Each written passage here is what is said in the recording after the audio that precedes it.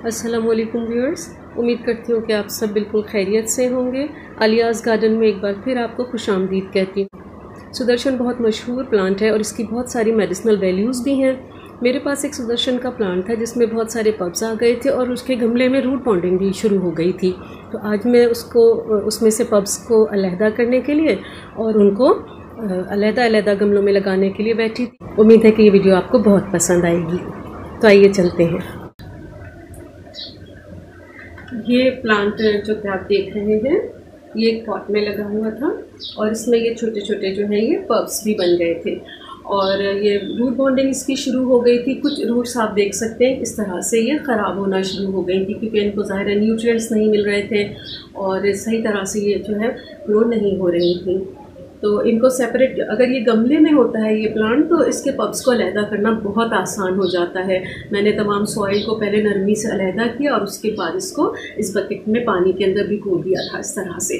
और जब ये इसकी तमाम की तमाम मिट्टी निकल गई तो उसके बाद मैंने एहतियात से इन पब्स को अलहदा कर लिया है। ये देखिए, ये छोटा सा खुद भी एक छोटा सा ही प्लांट है और इसमें मज़ीद जो है ये इतने सारे छोटे छोटे से पब्स जो हैं ये बन गए थे। तो आइए इनको हम गमलों में लगाते हैं। गमलों में सबसे पहले इस बात का ख्याल रखें कि ड्रेनेज होल के ऊपर हमने एक ठीकरी लगाकर उसको ढाँप दिया हो इस तरह से कि उसमें से मिट्टी ना निकले लेकिन पानी जो है वो आराम से ड्रेन आउट हो सके, क्योंकि ड्रेनेज बहुत अच्छी होना चाहिए प्लांट्स की। कई मरतबा ये इस तरह से जो ये रूट्स हमें गली हुई नज़र आती हैं इनकी वजह जो है वो गमलों में पानी का खड़ा रहना भी होता है। लेकिन इस प्लांट में तो ये हुआ है कि रूट बॉन्डिंग बहुत ज़्यादा हो गई थी और ये 8 इंच के गमले में था और इतने सारे इसके साथ पब्स भी थे। देखिए कितनी रूट्स थी इसमें, ये भी है देखिए। तो अब हम क्या करने जा रहे हैं, एक ये वाला जो प्लांट है इसके लिए मैंने ये गमला सेलेक्ट किया है और इसमें मैंने थोड़ी सी सॉइल शामिल कर दी है। सॉइल की ड्रेनेज को अच्छा बनाने के लिए सैंड का इस्तेमाल किया जाता है क्योंकि सैंड में पानी रुकता नहीं है, ड्रेन आउट हो जाता है। और इसके साथ मैंने इसमें 10% जो है वो काउडंग और उसके साथ में 10% ही लीफ कंपोस्ट शामिल करके ये सॉइल तैयार की हुई है जो मैं इसमें ऐड करूँगी। ये देखिए प्लांट को मैं इस तरह से ढाँपती हूँ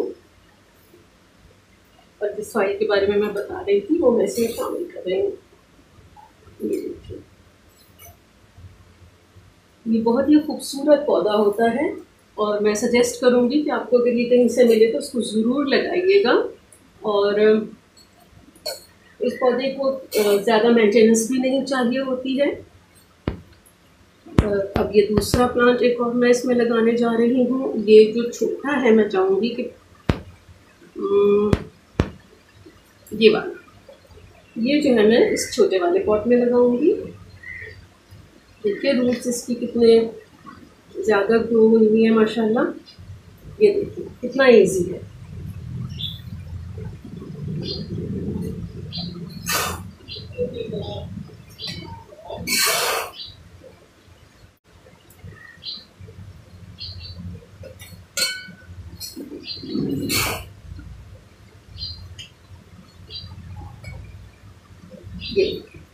ये एक और प्लांट मैंने इसमें लगा दिया है और मज़ीद भी एक छोटा सा ये अब मुझे मिला है। इन दो को तो मैं चाहूँगी कि ज़रा बड़े गमले में लगाऊं, बल्कि इसको लगाते हैं।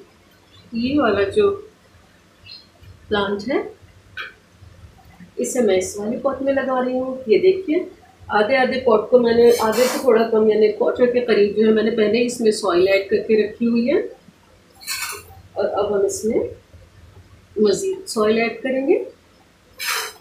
देखिए कितनी अच्छी और कितनी भुरभुरी मिट्टी है ये।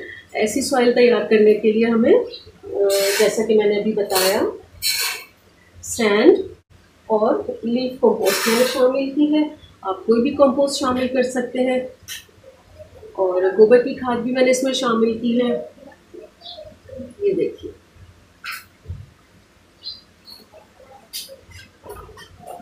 लेकिन मैं चाहूँगी इसको थोड़ा सा मज़ीद इसमें सॉइल शामिल कर दूँ। ये 3 पौधे जो है हमने इस तरह से यहाँ पर लगा दिए हैं जो कि वो पब्स हैं जो इस प्लांट में के साथ में उग गए थे। बाकी प्लांट्स को भी मैं इसी तरह से ट्रांसप्लांट इसी तरह से उगाऊंगी। रूट इसके भी बाहर नज़र आ रही है, यहाँ मैं थोड़ी और सॉइल डालना चाहूँगी।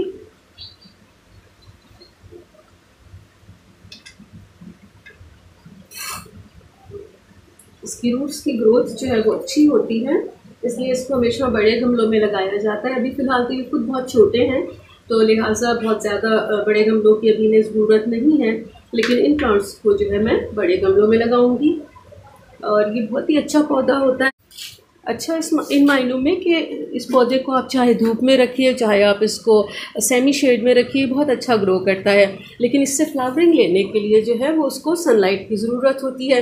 तो जब तक इनमें अभी फ्लावरिंग का इम्कान नहीं है, क्योंकि ये बहुत छोटे छोटे हैं, तब तक हम इन्हें सेमी शेड में रख सकते हैं। तो उस तरह क्या होगा कि इसके जो लीव्स हैं वो बहुत अच्छी तरह से ग्रो करेंगे और बहुत ग्रीन हो जाएंगे।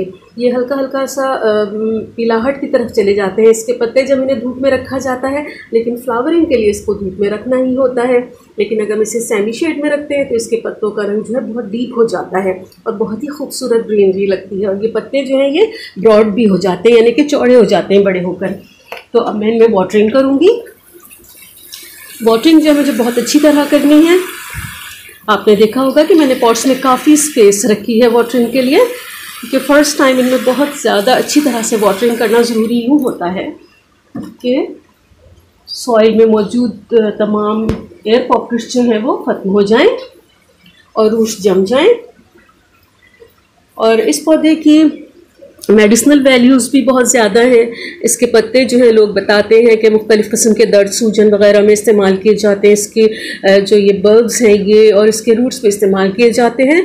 लेकिन मेरा मशवरा यही होगा कि बग़ैर किसी तबीब के मशवरे के, किसी मुस्तनद तबीब के मशवरे के बग़ैर जो है हम ये सब ना करें। हाँ, अलबत्ता जिन घरानों में बड़े बूढ़ों की ज़ेरे निगरानी तवील अरसे से इस्तेमाल होते चले जा रहे हैं, पौधे की शनाख्त भी वो लोग सही जानते हैं, वहाँ पर इस्तेमाल करते हैं तो वो ठीक कर रहे होंगे।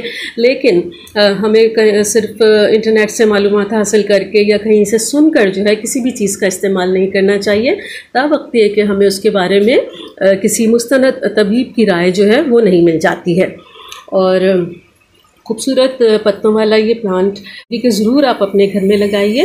इसके फूल बड़े खूबसूरत होते हैं, सफ़ेद रंग के इसमें फूल आते हैं और उनमें बहुत प्यारी खुशबू आती है। अगरचे वो खुशबू बहुत ज़्यादा फैलती नहीं है, लेकिन करीब से वो बहुत ज़्यादा सोंधी सोंधी खुशबू जो है इसके फूलों में से आती है। ऐसा लगता है किसी परफ्यूम की खुशबू आ रही है। तो मैं उम्मीद करूँगी कि आपको ये वीडियो पसंद आई होगी। आपसे दरख्वास्त है मेरे चैनल को सब्सक्राइब कीजिए, इस वीडियो को लाइक कीजिए और शेयर कीजिए।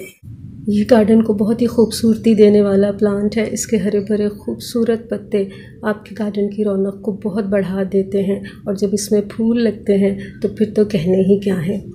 मेरा मशवरा ये होगा कि आप इस खूबसूरत प्लांट को ज़रूर लगाइए। इसकी प्रोपगेशन के बारे में मैंने जैसा कि बताया कि पब्स के ज़रिए कितनी आसानी से हो जाती है, और इसको रूट्स इसके पब्स को अलहदा करने के लिए तो बहुत ही आसान तरीक़ा है। वो ये कि आप इसको पॉट में से अलहदा कीजिए और उसके बाद उसको पानी में भिगो दीजिए। तमाम की तमाम सॉइल अलहदा हो जाएगी और फिर आप नहायत एहतियात के साथ जड़ों के साथ साथ पब्स जो है वो अलहदा कर पाएंगे। और जैसा कि मैंने आपके सामने अभी इनको प्लांट किया है पॉट्स के अंदर, तो प्लांट करने के बाद मैं इन्हें कुछ अर्सा शेड में रखूँगी, हफ्ता डेढ़ हफ्ता, और सेमी शेड में, यानी कि जहाँ उजाला बहुत हो लेकिन धूप ना पड़े इन पर, ताकि ज़रा ये सेटल हो जाएं। और जब ये सेटल डाउन हो जाएंगे तो फिर इनको हम ग्रेजुअली धूप में शिफ्ट कर सकते हैं। उम्मीद करती हूँ कि ये वीडियो आपको बहुत पसंद आई होगी। अगर ये वीडियो आपको पसंद आई है तो इसे ज़रूर लाइक कीजिए और शेयर कीजिए। मेरे चैनल आलियाज़ गार्डन को सब्सक्राइब कीजिए। मुझे आपकी सपोर्ट की, आपके मशवरों की बहुत ज़रूरत है। सवाल पूछना चाहें इस प्लांट से मुताल्लिक़ या इसकी प्रोपगेशन से मुताल्लिक़ तो कमेंट बॉक्स में अपने सवालात लिखिए। मुझे बहुत खुशी होगी अगर मैं आपके सवालात का जवाब दे सकूं। इसी के साथ आपसे इजाज़त चाहूँगी। अपना और अपनों का बहुत ख्याल रखिएगा। अल्लाह हाफ़िज़।